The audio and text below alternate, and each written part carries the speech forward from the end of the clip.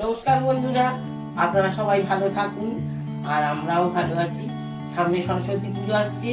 সরস্বতী পুজোর দিন তো খিচুড়ি হবেই আর বেগুন ভাজা, পাঁপড় ভাজা এগুলো তো আছেই, আর লাবড়া হবেই।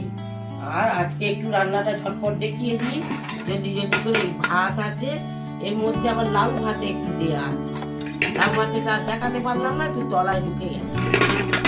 আর এই ডিম কষা করেছি আজকে, ডিম কষা করেছি পেঁয়াজ বাটা দিয়ে আর চিংড়ি মাছ দিয়ে করেছি। এই দেখুন চিংড়ি মাছ, আপনারা আবার বলবেন কোথায় চিংড়ি?